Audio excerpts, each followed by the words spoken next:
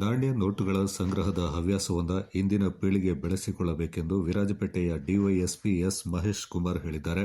ಪಂಜರಪೇಟೆ ಮೊರಾರ್ಜಿ ದೇಸಾಯಿ ವಸತಿ ಶಾಲೆಯಲ್ಲಿ ನಡೆದ ಭಾರತದ 2600 ವರ್ಷ ಪುರಾತನ, ನಂತರದ ಇತಿಹಾಸ, ಪುರಾತನ ಹಾಗೂ ವಿಶ್ವದ 196 ದೇಶಗಳ ವಿವಿಧ ಕಾಲಘಟ್ಟದ ನಾಣ್ಯ ನೋಟುಗಳ ಬೃಹತ್ ಪ್ರದರ್ಶನ ಕಾರ್ಯಕ್ರಮವನ್ನು ಉದ್ಘಾಟಿಸಿ ಮಾತನಾಡಿದ ಅವರು, ನಾಣ್ಯಗಳು ಮೌನವಾಗಿಯೇ ಗತಕಾಲದ ಇತಿಹಾಸವನ್ನು ತಿಳಿಸುತ್ತವೆ.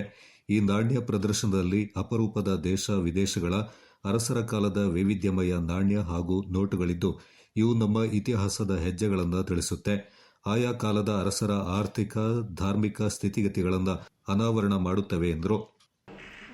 ಆ ನಾಣ್ಯದ ಬೆಲೆ ಇವತ್ತು 8 ರಿಂದ 10 ಲಕ್ಷ ರೂಪಾಯಿ ಇದೆ.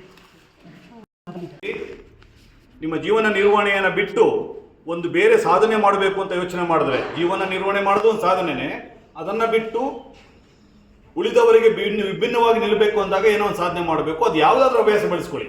ಹವ್ಯಾಸವನ್ನು ತಲುಪಲಿಕ್ಕೆ ಒಂದು ಗುರಿ ಇದೆ, ಆ ಗುರಿನ ತಲುಪಲಿಕ್ಕೆ ನಿರಂತರ ಪರಿಶ್ರಮ ಮಾಡಿ.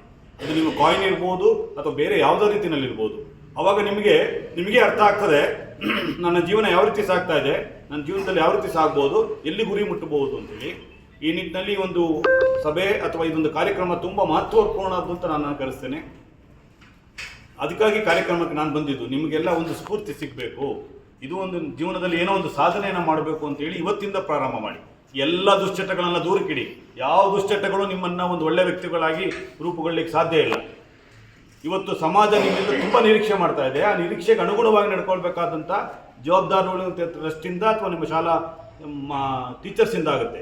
ಜೊತೆಗೆ ನಿಮ್ಮ ಮನಸ್ಸಲ್ಲಿ ಇರಬೇಕು, ನಾನು ಒಂದು ಒಳ್ಳೆ ವ್ಯಕ್ತಿಯಾಗಿ ಸಮಾಜದಲ್ಲಿ ಇರಬೇಕು, ಈ ದೇಶ ನನ್ನಿಂದ ನಿರೀಕ್ಷೆ ಮಾಡ್ತಾ ಇದೆ. ನಿಮಗೆಲ್ಲ ಗೊತ್ತಿದೆ, ಯುವ ಶಕ್ತಿಯ ಮುಂದಿನ ರಾಷ್ಟ್ರದ ಶಕ್ತಿ ಅಂತ ನಾವು ಕರಿತೀವಿ.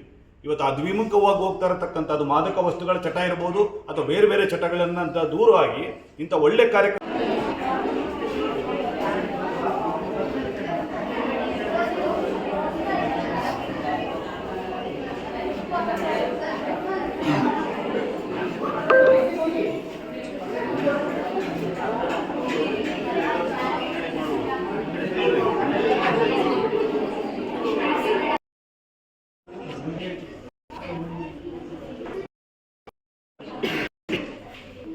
ಗುರಿ ಪರಿಶ್ರಮದ ಫಲವೇ ಯಶಸ್ಸು ಅಥವಾ ಸಾಧನೆ.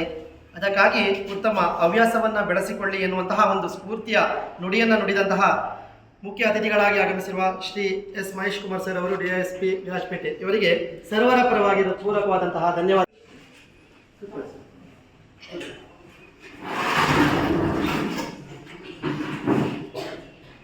ಇದೀಗ ಕಾರ್ಯಕ್ರಮದ ಒಂದು ಪ್ರಾಸ್ತಾವಿಕ ನುಡಿಯನ್ನು ನುಡಿಯಲಿದ್ದಾರೆ ಎಂ ಅಜಯ್ ನಾರಾಯಣ ರಾವ್ ಸರ್ ಅವರು, ಆಯೋಜಕರು. ಅಷ್ಟೇ ಅಲ್ಲ, ಈ ಜೀವನ್ ಜ್ಯೋತಿ ಟ್ರಸ್ಟ್ ಅಧ್ಯಕ್ಷರು ಆಗಿರುವಂತಹ ನಾರಾಯಣ ಸರ್ ಅವರು ಪ್ರಾಸ್ತಾವಿಕ ನುಡಿಯನ್ನು ನುಡಿಯಲಿದ್ದಾರೆ.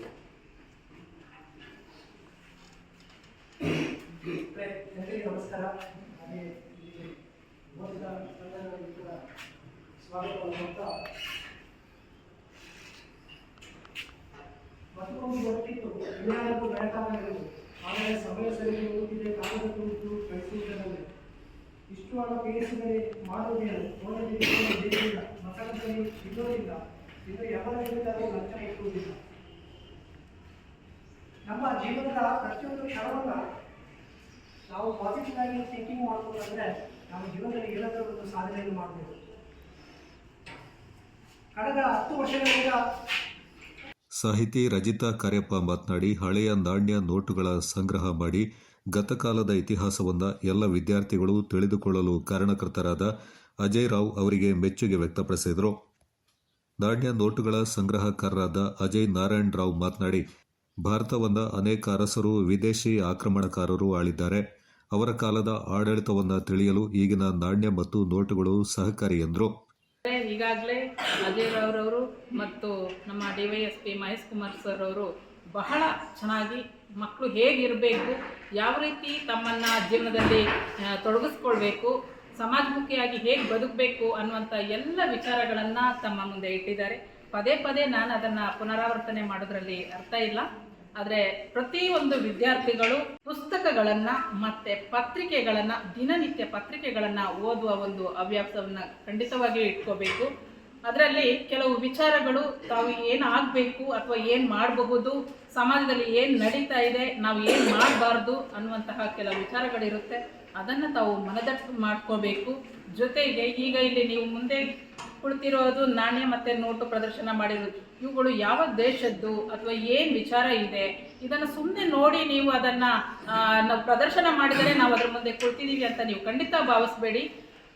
ಇದನ್ನು ನಾವು ಕೂಡ ಯಾವ ರೀತಿಯಲ್ಲಿ ಇದನ್ನು ನಮ್ಮ ಜೀವನದಲ್ಲಿ ಅಳವಡಿಸ್ಕೊಳ್ಬೋದು, ಈ ಥರದ ಸಮಾಜಮುಖಿ ಕಾರ್ಯವನ್ನು ಹೇಗೆ ಮಾಡಬಹುದು ಅಥವಾ ಸಾಧನೆಯನ್ನು ಯಾವ ರೀತಿ ಮಾಡಬಹುದು, ಇದಲ್ಲದೆ ಅಥವಾ ಬೇರೆ ಯಾವ ರೀತಿಯಲ್ಲಿ ನಾವು ನಮ್ಮ ಜೀವನದಲ್ಲಿ ತೊಡಗಿಸ್ಕೊಳ್ಬಹುದು ಅನ್ನುವಂತಹ ಒಂದು ವಿಚಾರವನ್ನು ತಾವು ಕೂಡ ಮನನ ಮಾಡಿಕೊಳ್ಬೇಕು. ಇದು ಸರಿಯಾದ ಸಮಯ.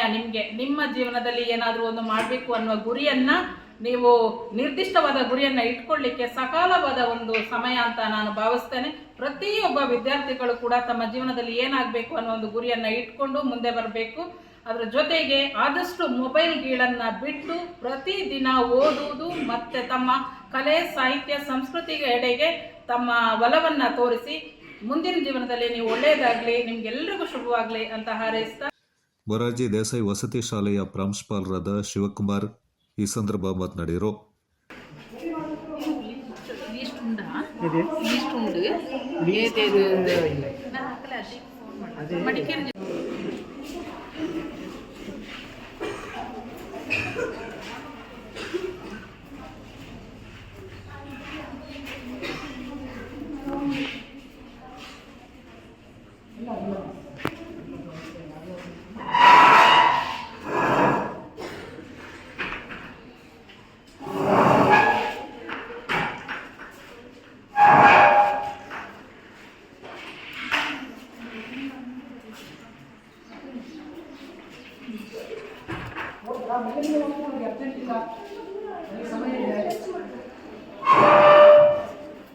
ಇಪ್ಪತ್ತು ಪೈಸೆ ಇದೆ, ನಾವೇ ತೆಗೆದು 10 ಪೈಸೆ 5 ಪೈಸೆ.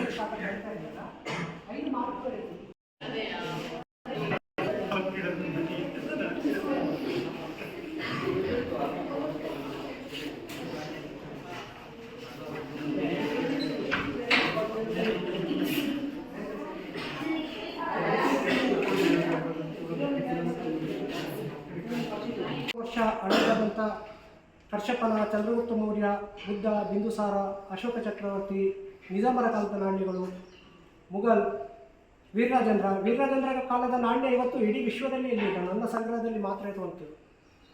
ಟಿಪ್ಪು ಸುಲ್ತಾನ್, ಬ್ರಿಟಿಷ್ ನೋಟುಗಳು, ಬ್ರಿಟಿಷ್ ನಾಣ್ಯಗಳು, ಆ ರೀತಿ 196 ದೇಶಗಳ ನಾಣ್ಯವನ್ನು ನಿರಂತರವಾಗಿ ಸಂಗ್ರಹಿಸ್ತಾ ಬಂದಿದ್ದೇನೆ. ಇನ್ನೇನು ಕೆಲವು 35ರಿಂದ 40 ನೋಟುಗಳು ನನ್ನ ಸಂಗ್ರಹಣೆಯಲ್ಲಿ ಬಂದರೆ ಸಾಧಾರಣ ವಿಶ್ವ ದಾಖಲೆ ಹತ್ತತ್ರ ಮುಟ್ಟುಕೊಂಡಿದ್ದೇನೆ. ಈಗ ಮಕ್ಕಳೇ, ನಿಮಗೊಂದು ಹೇಳ್ತೇನೆ, ನೀವಿವತ್ತು ಓದ್ತಾ ಇದ್ದೀರಾ, ಉತ್ತಮ ರೀತಿಯಲ್ಲಿ ನಿಮ್ಮನ್ನು ಈ ಒಂದು ಶಾಲೆಗೆ ಕಳಿಸುವಂಥದ್ದು ಎಲ್ಲ ಮಾಡ್ತಾ ಇರೋದು ನಿಮ್ಮ ಹೆತ್ತ ತಂದೆ ತಾಯಿಗಳು.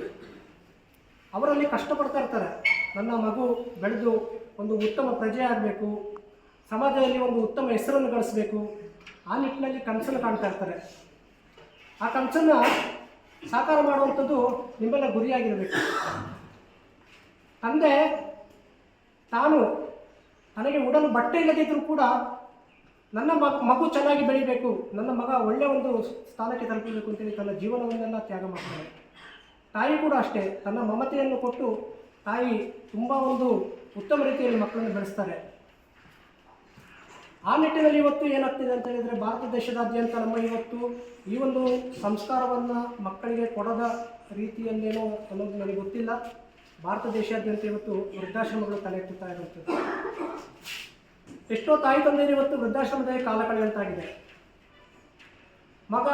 ಮಕ್ಕಳು ಎಜುಕೇಷನ್ ಕೊಡ್ತಾರೆ, ಒಳ್ಳೆ ರೀತಿಯಲ್ಲಿ ಬೆಳೆಸ್ತಾರೆ, ಎಲ್ಲ ತ್ಯಾಗವನ್ನು ಮಾಡ್ತಾರೆ ಅಂತ ತಾಯಿ ತಂದೆಯನ್ನು ಇವತ್ತು ಮರೆತು ಬಿಡುವಂಥ ಕಾಲ ಬಂದಿದೆ. ಮಕ್ಕಳು ಯಾವತ್ತಿದ್ರು ಏನಂದರೆ, ತಂದೆ ತಾಯಿಯರ ಆಸೆ ಇರ್ತದೆ, ನನ್ನ ಮಗ ವಿದೇಶಕ್ಕೆ ಹೋಗಬೇಕು, ಅಲ್ಲಿ ಕೆಲಸ ಮಾಡಬೇಕು, ಹಣವನ್ನು ಸಂಪಾದನೆ ಮಾಡಬೇಕು. ಅಲ್ಲಿ ತಂದೆ ತಾಯಿ ಮಾಡುವಂಥ ಒಂದು ತಪ್ಪೇನೆಂದರೆ ಮಕ್ಕಳಿಗೆ ಉತ್ತಮವಾದ ಸಂಸ್ಕಾರವನ್ನು ಕೊಡುವುದನ್ನು ಬಿಟ್ಟುಬಿಡ್ತಾರೆ. ಅದರಿಂದ ಇವತ್ತು ಎಲ್ಲ ತಂದೆ ತಾಯಿಯಂದರು ವೃದ್ಧಾಶ್ರಮದಲ್ಲಿ ಕಾಣಿಸಿರುವಂಥದ್ದು. ಆ ಒಂದು ತಪ್ಪನ್ನು ನೀವು ಯಾವತ್ತೂ ಮಾಡಬೇಡಿ.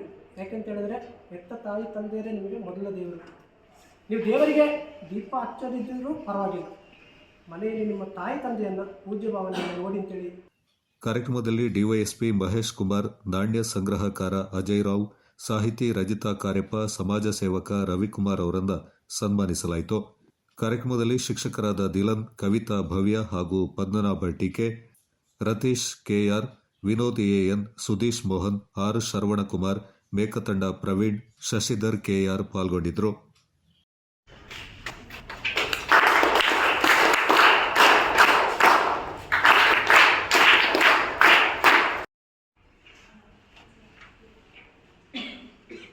ಪಾಳೆಯ ಮೂಲಕ ಅಭಿನಂದನೆ